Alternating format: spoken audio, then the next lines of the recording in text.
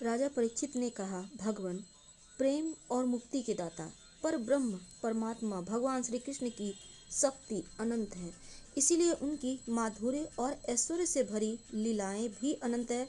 अब हम उनकी दूसरी लीलाएं, जिनका वर्णन आपने अब तक नहीं किया है, सुनना चाहते हैं। महान यह जीव विषय सुख को खोजते खोजते अत्यंत दुखी हो गया है। वे बाण की तरह उसके चित्त में चुभते रहते हैं। ऐसी स्थिति में ऐसा कौन सा रसिक रस का विशेषज्ञ पुरुष होगा जो बार बार पवित्र कीर्ति भगवान श्री कृष्ण की मंगलमयी लीलाओं का श्रवण करके भी उनसे विमुख होना चाहेगा।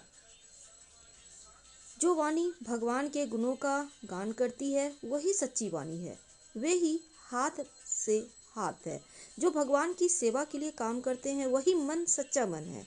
जो चराचर प्राणियों में निवास करने वाले भगवान का स्मरण करते हैं और वे ही कान वास्तव में कान कहने योग्य हैं। जो भगवान की पुण्यमयी कथाओं का श्रवण करते हैं वही सिर सिर है। जो चराचर जगत को भगवान की चल अचल प्रतिमा समझकर नमस्कार करता है और जो सर्वत्र भगवद गृह का दर्शन करता है वे ही नेत्र वास्तव में नेत्र हैं। शरीर के जो अंग भगवान और उनके भक्तों के चरणों तक का सेवन करते हैं वे ही अंग वास्तव में अंग हैं। सच पूछिए तो उन्हीं का होना सफल है। सूत जी कहते हैं, शौनक आदि ऋषियों जय राजा परीक्षित इस प्रकार प्रश्न किया, तब भगवान श्री सुखदेव जी का हृदय भगवान श्री कृष्ण में ही तल्लीन हो गया। उन्होंने परीक्षित से इस प्रकार कहा। श्री सुखदेव जी ने कहा, परीक्षित, एक ब्राह्मण भगवान श्री कृष्ण के परम मित्र थे। वे बड़े ब्रह्मज्ञानी, विषयों से विरक्त, शांत चित्त और जितेंद्रिय थे। वे गृहस्थ होने पर भी किसी प्रकार का संग्रह परिग्रह न रखकर प्रारब्ध के अनुसार जो कुछ मिल जाता उसी में संतुष्ट रहते थे। उनके वस्त्र तो फटे पुराने ही थे, उनकी पत्नी के भी वैसे ही थे। जब भी अपने पति के समान ही भूख से दुबली हो रही थी वह भी, और एक दिन दरिद्रता को प्रतिमूर्ति दुखनी पतिव्रता भूख के मारे कांपते हुए अपने पतिदेव के पास गईं और मुरझाए हुए मुंह से बोली, भगवान, साक्षात लक्ष्मीपति भगवान श्री कृष्ण आपके सखा हैं।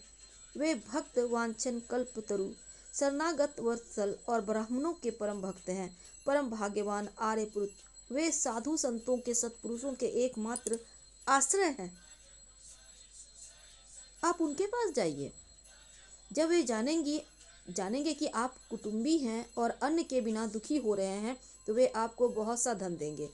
आजकल वे भोज, वृषणी और अंधवंशी यादवों के स्वामी के रूप में द्वारका में ही निवास कर रहे हैं और इतने उदार हैं कि जो उनके चरणों का स्मरण करते हैं उन प्रेमी भक्तों को वे अपने आपात का दान कर देते हैं। ऐसी स्थिति में जगत गुरु भगवान श्री कृष्ण अपने भक्तों को यदि धन और विषय सुख जो अत्यंत वांछनीय नहीं है दे दें तो इसमें आश्चर्य की कौन सी बात है।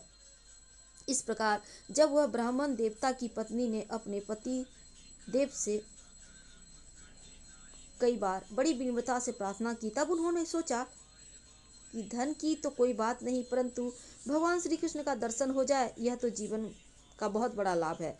यही विचार करके उन्होंने जाने का निश्चय किया और अपनी पत्नी से बोली, कल्याणी, घर में कुछ भेंट देने योग्य वस्तु भी है क्या?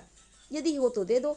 तब उस ब्राह्मणी ने आसपास के ब्राह्मणों के घर से 4 मुट्ठी चिवड़े मांगकर एक कपड़े में बांधकर दे दिए और भगवान को भेंट देने के लिए अपने पति को दे दिया। इसके बाद वे ब्राह्मण देवता उन चिवड़ों को लेकर द्वारका चल पड़े। मार्ग में यह सोचते जाते, मुझे भगवान श्री कृष्ण के दर्शन कैसे प्राप्त होंगे। परीक्षित, द्वारका में पहुंचने पर वे ब्राह्मण देवता दूसरे ब्राह्मणों के साथ सैनिकों की 3 नए और 3 ड्योढ़ियां पार करके भगवत धर्म का पालन करने वाले अंधक और वृष्णिवंशी यादवों के महलों में, जहां पहुंचना अत्यंत कठिन है, जा पहुंचे। उनके बीच भगवान श्री कृष्ण की 16,000 रानियों के महल थे। उनमें से एक में ब्राह्मण देवता ने प्रवेश किया। वह महल खूब सजा सजाया अत्यंत शोभायुक्त था। उसमें प्रवेश करते समय उन्हें ऐसा मालूम हुआ मानो वे ब्रह्मानंद के समुद्र में डूब उतर रहे हों। उसमें भगवान श्री कृष्ण अपनी प्राण प्रिया रुक्मणी के पलंग पर विराजे हुए थे। ब्राह्मण देवता दूर से ही देखकर वे सहसा उठ खड़े हुए और उनके पास आकर बड़े आनंद से उन्हें अपने भुजपास में बांध लिया। परीक्षित, परमानंद स्वरूप भगवान अपने प्यारे सखा ब्राह्मण देवता के अंग स्पर्श से अत्यंत आनंदित हुए। उनके कमल के समान कोमल के प्रेम के आंसू बरसने लगे। परीक्षित, कुछ समय के बाद भगवान श्री कृष्ण ने उन्हें ले जाकर अपने पलंग पर बिठाया और स्वयं पूजन की सामग्री लाकर उनकी पूजा की। प्रिय परीक्षित, भगवान श्री कृष्ण सभी को पवित्र करने वाले हैं, फिर भी उन्होंने अपने हाथों ब्राह्मण देवता के पांव पखारकर उनका चरणोदक अपने सिर पर धारण किया और उनके शरीर में चंदन, अर्गजा, केसर आदि दिव्य गंधों का लेपन किया। फिर उन्होंने बड़े आनंद से सुगंधित धूप और दीपावली से अपने मित्र की आरती उतारी। इस प्रकार पूजा करके पान एवं गाय देकर मधुर वचनों से भले पधारे हो ऐसा कहकर उनका स्वागत किया। ब्राह्मण देवता फटे पुराने वस्त्र पहने हुए थे, शरीर अत्यंत मलिन दुर्बल था, देह की सारी नसें दिखाई देती थी। स्वयं भगवती रुक्मणी जी चबड़ डुलाकर उनकी सेवा करने लगी। अंतःपुर की स्त्रियां यह देखकर अत्यंत विस्मित हो गईं। पवित्र कीर्ति भगवान श्री कृष्ण अतिशय प्रेम से इस मैले कुचैले अवभूत ब्राह्मण की पूजा कर रहे हैं। वे आपस में कहने लगी, इस नंग धड़ंग, निर्धन, निंदनीय और निकृष्ट भिखमंगे ऐसा कौन सा पुण्य किया है जिससे त्रिलोकियों की गुरु श्रीनिवास श्री कृष्ण स्वयं इसका आदर सत्कार कर रहे हैं। देखो तो सही, इन्होंने अपने पलंग पर सेवा करती हुई स्वयं लक्ष्मी रूपनी लक्ष्मी रुक्मिणी को छोड़कर इस ब्राह्मण को अपने बड़े भाई बलराम जी के समान हृदय से लगाया है। प्रिय परीक्षित, भगवान श्री कृष्ण और वे ब्राह्मण दोनों एक दूसरे का हाथ पकड़कर अपने पूर्व जीवन की उन आनंददायक घटनाओं का स्मरण और वर्णन करने लगे जो गुरुकुल में रहते समय घटित हुई थी। भगवान श्री कृष्ण ने कहा, धर्म के मर्मज्ञ ब्राह्मण देव, गुरु दक्षिणा देकर जब आप गुरुकुल से लौट आए तब आपने अपने अनुरूप स्त्री से विवाह किया या नहीं? मैं जानता हूँ कि आपका चित्त गृहस्थी में रहने पर भी प्रायः विषय भोगों में आसक्त नहीं है। विद्वान, आप यह भी मुझे मालूम है कि धन आदि में भी आपकी कोई प्रीति नहीं है। जगत में बिरले ही लोग ऐसे होते हैं जो भगवान की माया से निर्मित विषय संबंधी वासनाओं का त्याग कर देते हैं और चित्त में विषयों की तनिक भी वासना न रहने पर भी मेरे समान केवल लोक शिक्षा के लिए कर्म करते रहते हैं। ब्राह्मण शिरोमणि, क्या आपको उस समय की बात याद है जब हम दोनों एक साथ गुरुकुल में निवास करते थे? सचमुच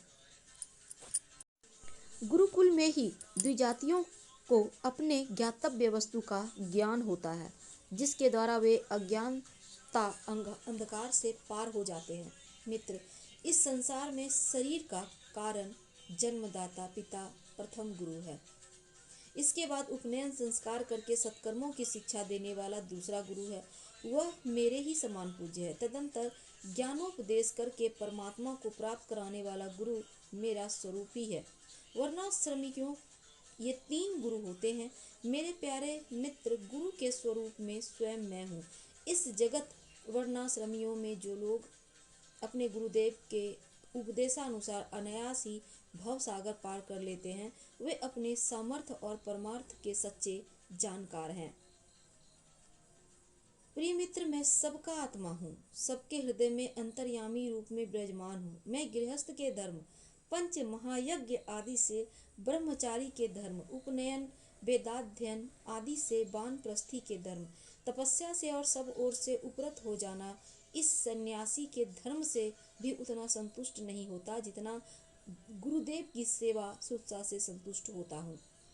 ब्राह्मण, जिस समय हम लोग गुरुकुल में निवास कर रहे थे, उस समय की यह बात आपको याद है क्या, जब हम दोनों को एक दिन हमारी गुरु पत्नी ने ईंधन लाने के लिए जंगल में भेजा था।